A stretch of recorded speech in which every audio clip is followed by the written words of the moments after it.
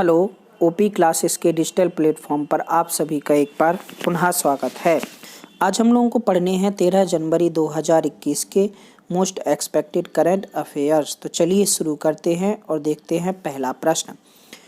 पहला प्रश्न है, हर्षवर्धन ने तटीय अनुसंधान पोत यानी कोस्टल रिसर्च वेसल CRV सागर अन्वेषिका को निम्नलिखित में से किस बंदरगाह पर लॉन्च किया है? तो हाल ही में विज्ञान व प्रौद्योगिकी मंत्री डॉक्टर हर्षवर्धन ने चेन्नई बंदरगाह से कोस्टल रिसर्च वेसल सागर अन्वेषिका को लॉन्च किया है। यह सागर अन्वेषिका समुद्री डेटा प्राप्त करने की भारत की क्षमता को बढ़ाएगा। सागर अन्वेषिका का निर्माण भारतीय नौवहन रजिस्टर के तहत टीटागढ़ वैगन्स कोलकाता के द्वारा किया गया है। इस सागर अन्वेषिका के द्वारा समुद्र के नीचे 6 किलोमीटर तक वैज्ञानिक 16 घंटे तक वैज्ञानिक अनुसंधान कार्य कर सकते हैं।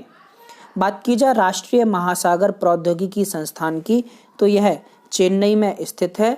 वर्तमान में डॉक्टर GA रामदास राष्ट्रीय महासागर प्रौद्योगिकी संस्थान के निदेशक हैं।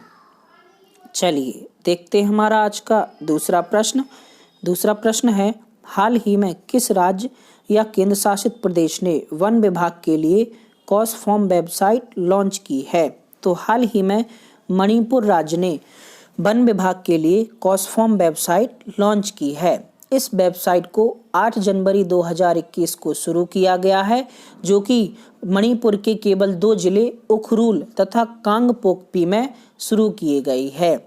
जल संरक्षण तथा सामुदायिक वन प्रबंधन के लिए इस वेबसाइट को शुरू किया गया है। बात की जाए मणिपुर राज्य की, तो वर्तमान में N बीरेन सिंह मणिपुर के मुख्यमंत्री जबकि नजमा हेपतुल्ला मणिपुर की राज्यपाल हैं। चलिए देखते हैं हमारा आज का तीसरा प्रश्न। तीसरा प्रश्न है, कौन सा देश एक शून्य कार्बन उत्सर्जन शहर बनाने जा रहा है? तो हाल ही में सऊदी अरब ने बताया कि वह विश्व का पहला शून्य कार्बन उत्सर्जन शहर बनाने जा रहा है। इस शून्य कार्बन उत्सर्जन वाले शहर का नाम सऊदी अरब ने द लाइन रखा है। द लाइन शहर का निर्माण नियोम प्रोजेक्ट के तहत किया जा रहा है। लाल सागर के तट पर नियोम बिजनेस जोन के तहत विकसित किए जाने वाले इस शहर में शून्य सड़कें, शून्य कारें तथा शून्य कार्बन उत्सर्जन होगा। इस शहर का निर्माण महीने भर में शुरू हो जाएगा। इस बात की जानकारी सऊदी अरब के क्राउन प्रिंस मोहम्मद बिन सलमान ने दी है। बात की जाए नियोम प्रोजेक्ट की, तो 500 अरब डॉलर के निवेश वाला यह प्रोजेक्ट कुल 26,500 वर्ग किलोमीटर में द लाइन शहर का निर्माण करेगा। इस शहर में कुल 10 लाख लोग रह सकेंगे। इस शहर की सीमाएं जॉर्डन व मिस्र से जुड़ी होंगी तथा इस दौरान कुल 3,80,000 नौकरियां पैदा होंगी। चलिए देखते हैं हमारा आज का चौथा प्रश्न। चौथा प्रश्न है, ICRA ने वित्त वर्ष 2022 में भारत की वास्तविक GDP का अनुमान कितना लगाया है? तो हाल ही में ICRA ने 10.1 वास्तविक GDP का अनुमान भारत के लिए वित्त वर्ष 2022 में लगाया है। चलिए देखते हैं हमारा आज का पांचवा प्रश्न। पांचवा प्रश्न है, भारत में लाल बहादुर शास्त्री की पुण्यतिथि कब मनाई जाती है? तो प्रत्येक वर्ष 11 जनवरी को लाल बहादुर शास्त्री की पुण्यतिथि मनाई जाती है। लाल बहादुर शास्त्री भारत के दूसरे प्रधानमंत्री थे तथा उन्होंने जय जवान और जय किसान का नारा दिया था। लाल बहादुर शास्त्री का जन्म 2 अक्टूबर 1904 को मुगल सराय में हुआ था, जबकि मृत्यु 11 जनवरी 1966 को ताशकंद समझौते के बाद रहस्यमय तरीके से हो गई थी। लाल बहादुर शास्त्री जब पुलिस मंत्री के पद पर तैनात थे तो उन्होंने भीड़ पर लाठीचार्ज की जगह पानी के बौछार करने की प्रक्रिया को शुरू किया था। चलिए देखते हैं हमारा आज का छठवां प्रश्न। छठवां प्रश्न है, 26वें कोलकाता अंतर्राष्ट्रीय फिल्म महोत्सव का उद्घाटन किसने किया था? तो हाल ही में कोलकाता की मुख्यमंत्री ममता बनर्जी ने 26वें कोलकाता अंतर्राष्ट्रीय फिल्म महोत्सव का उद्घाटन किया था। KIFF यानी कोलकाता इंटरनेशनल फिल्म फेस्टिवल में इस दौरान बॉलीवुड अभिनेता शाहरुख खान भी मौजूद रहे। KIFF में इस बार कुल 45 देशों की 131 फिल्में प्रदर्शित की जा रही हैं। चलिए देखते हैं हमारा आज का 7वां प्रश्न। 7वां प्रश्न है, सूरीनाम के राष्ट्रपति का नाम बताइए जो 30 प्रवासी भारतीय सम्मान 2021 पुरस्कार पाने वालों में से एक थे। तो हाल ही में सूरीनाम के राष्ट्रपति चंद्रिका प्रसाद संतोषी को प्रवासी भारतीय सम्मान 2021 से सम्मानित किया गया था। बात की जाए प्रवासी भारतीय दिवस की, तो प्रत्येक वर्ष 9 जनवरी को प्रवासी भारतीय दिवस मनाया जाता है। इस बार कुल 30 व्यक्तियों को प्रवासी भारतीय सम्मान से सम्मानित किया गया था। चलिए देखते हैं हमारा आज का 8वां प्रश्न।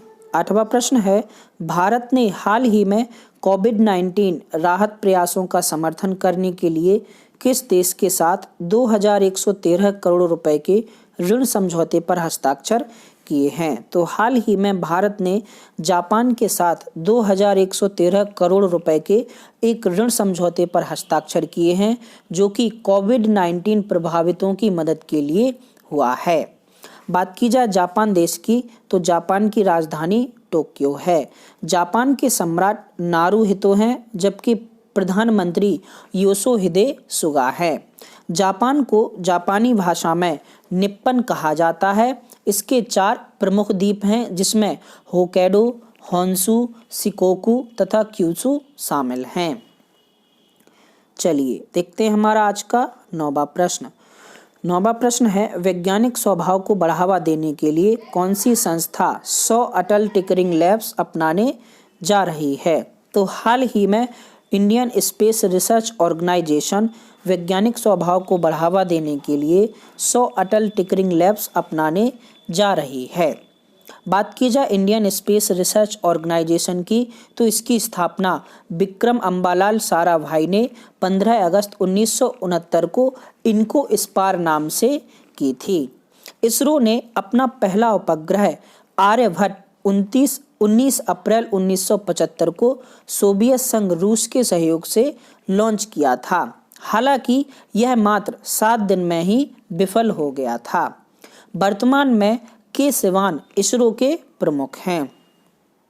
चलिए देखते हैं हमारा आज का अंतिम प्रश्न। अंतिम प्रश्न है, केंद्रीय औद्योगिक सुरक्षा बल CISF के नए प्रमुख के रूप में किसे नियुक्त किया गया है?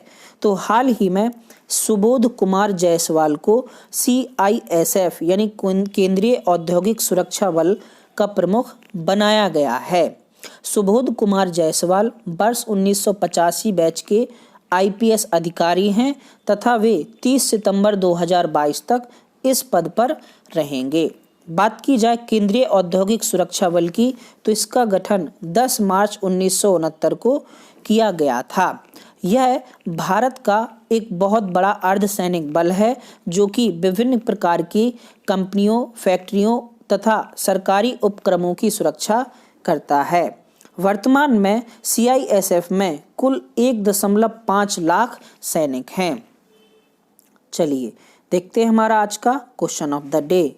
13 जनवरी 2021 का क्वेश्चन ऑफ द डे है, नीति आयोग के CEO कौन हैं? अमिताभ कांत, राजीव कुमार, तरुण बजाज या फिर NK सिंह। इसके अलावा सेशन ऑफ द डे का क्वेश्चन है, सऊदी अरब विश्व का पहला शून्य कार्बन उत्सर्जन शहर बनाने जा रहा है, इस शहर का नाम क्या होगा? दोनों प्रश्नों के जवाब आपको नीचे कमेंट बॉक्स में कमेंट करके बताने हैं।